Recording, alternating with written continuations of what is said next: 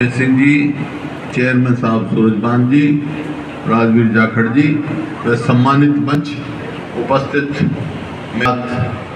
युद्ध जिसका किसी को ज्ञान नहीं, 100 टॉम्स मेमोरियल ऑफ हरियाणा जो यशपाल जी हुलिया जी ने लिखी है।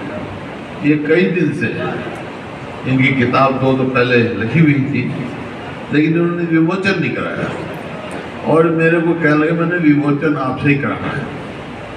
मैं ज़्यादा इतिहास का तो नहीं है, लेकिन वाकिफ नहीं हूँ। मैं तो मॉडर्न हिस्ट्री का तो वाकिफ हूँ, मुगल पीरियड के बाद तक का, आज़ादी की लड़ाई का। लेकिन इन्होंने तो पूरी तब से जजर बना 1192 में से लेकर और 1620 के बाद जितने भी शासक आए जब के बारे में लिखा। यहाँ बहुत शासक आए, अलेक्जेंडर थे, वो मुगल थे, चाहे मराठे थे, अंग्रेज थे, फ्रांसीसी थे, अलग अलग शासक आए, तो सबके बारे में लिखा। इतिहास लिखना, खुद स्वयं इंजीनियर है ये, इतिहास लिखना आसान काम नहीं है, उसके लिए बहुत खोज की जरूरत पड़ती है।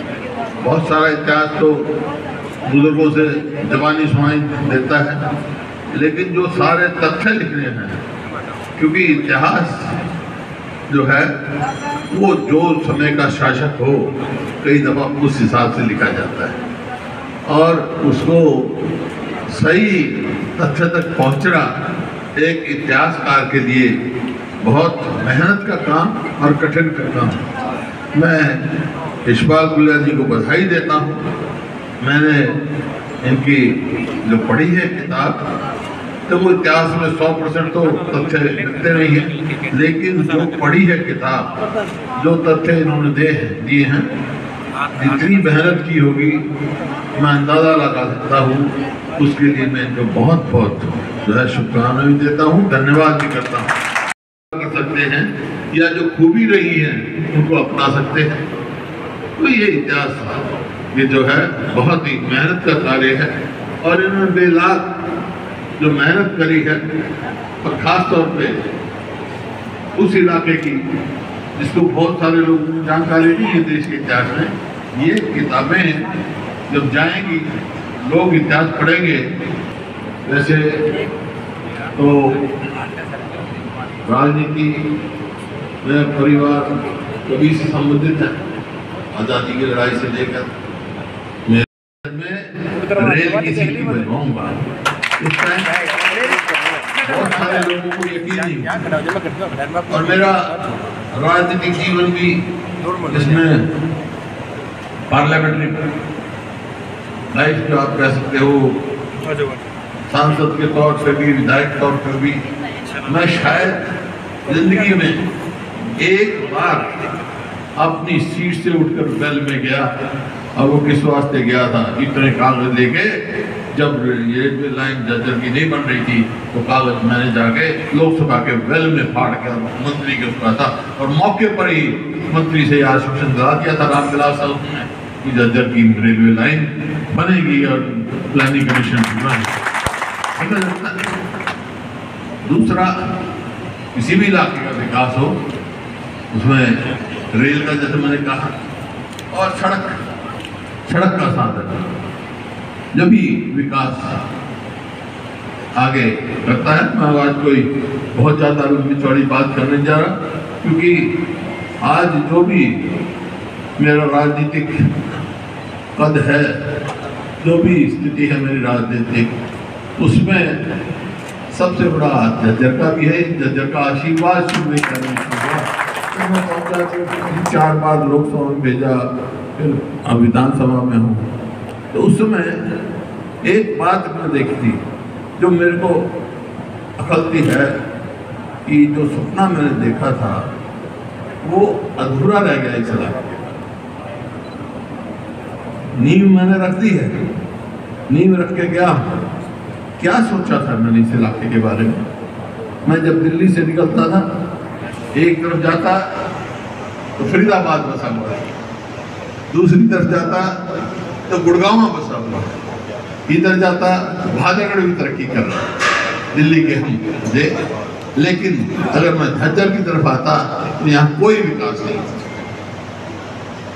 तो मैंने एक बात सोच कर नींव रखी थी और कभी मौका भगवान ने दिया तो करके भी दिखाऊंगा। आज मैंने कहा था, मैंने सोचा था कि झज्जर के इलाके में दूसरा गुड़गांव बनाऊंगा ताकि यहाँ के लोग को रोजगार मिल सके, और उसी वास्ते एम्स लेके आया मैं।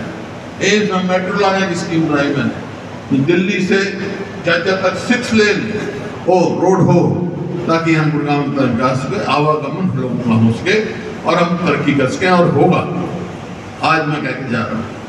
तो वो जो मेरा सपना शुरू तो कर दिया था, इंडस्ट्री है, मैं वहाँ जापान गया तो उन्होंने कहा भाई हम एक इंडस्ट्री लगाना चाहते हैं पैनासोनिक, जिसकी बहुत स्पीड होती है।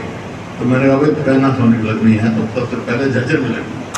तो इस प्रकार से एक स्टार्ट हुआ, शुरुआत हुई। तो जो गुलिया साहब ने इतिहास लिखा है झज्जर का, ये होंगे, मैं होऊंगा नहीं होऊंगा, लेकिन कोई ना कोई और इतिहासकार होगा जो ये लिखेगा कि झज्जर गुड़गांव बना, कैसे बना, कैसे विकास हुआ। और मेरे को आपसे मिलकर बहुत खुशी है।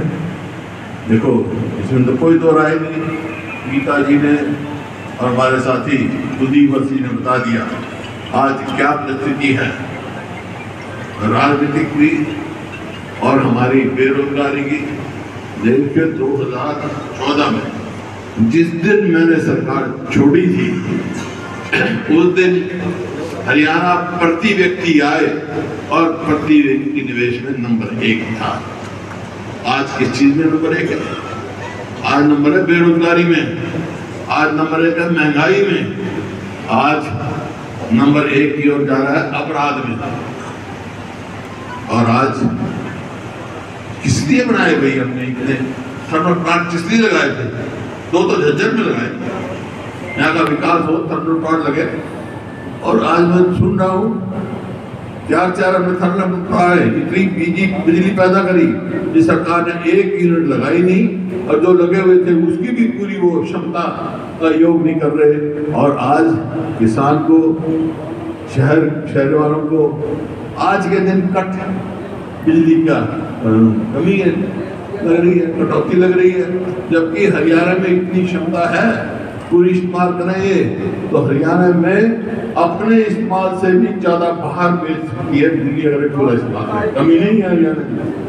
मेरे आने से पहले कमी होती थी, बिजली पे सरकारें बनती थी, टूटती थी, लेकिन 2005 के बाद कभी सरकार का बात नहीं हुई, क्योंकि 4 तो थर्मल प्लांट लगाए हमने, 1 प्लांट लगाया में, तो बिजली की कहाँ कमी है? बिजली की कमी नहीं है, ये सरकार की नीयत की कमी है, बताने जा रहा है। हमारे समय में कभी इस तरह कट लगे जिस दिन से थर्मल प्लांट तो मरे उसके बाद। तो ये तो भाई सोच की और दूरदृष्टि की से सरकारें चलती हैं, वो विकास कर सकते हैं।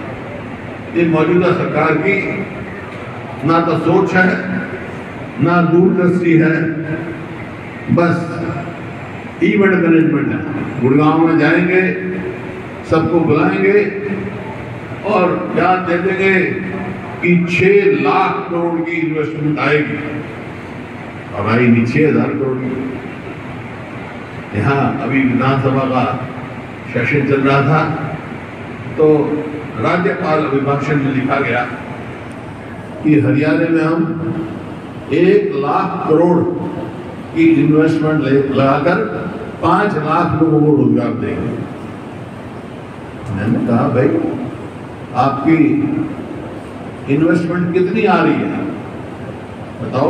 इस साल तो 1670 या इतने करोड़ आई, 2000 करोड़ नहीं आई। चलो मैं मान लेता हूँ 2000 करोड़ आई थे। 2000 करोड़ साल की इन्वेस्टमेंट होगी तो भाई 1 लाख करोड़ कितने सालों बनेगा? 50 साल में। 50 साल के बाद 5 लाख आदमी नौकरी देंगे, इधर कौन रहेगा कौन नहीं रहेगा? तो ये आज बहुत भारी समस्याएं हैं। इन समस्याओं का समाधान भी हमारे को निकालना पड़ेगा। रोजगार है, चाहे आपका इलाके का विकास है, और इस इलाके के लिए समाधान एक ही है कि इधर जो है दिल्ली देश की राजधानी है, हम दिल्ली के पास बैठे हैं, दिल्ली की कनेक्टिविटी होगी। मेट्रो जो हमने कहा था कि एम्स तक लाएंगे, एम्स के बाद में झज्जर तक आ जाएगी, तो ये जब सारी स्कीम होंगी तो इस इलाके के बेरोजगार भी खत्म होगा और खुशहाली भी आएगी। आज पानी की दिक्कत, पानी अपना हिस्सा नहीं ले सकते, ये भाखड़ा मैनेजमेंट बोर्ड में अपना मेंबर नहीं बना सकते, जो कि जहां बंटवारा होता है उसकी मेंबर की क्वालिफिकेशन बदल देते हैं, तो कैसे चलेगा काम।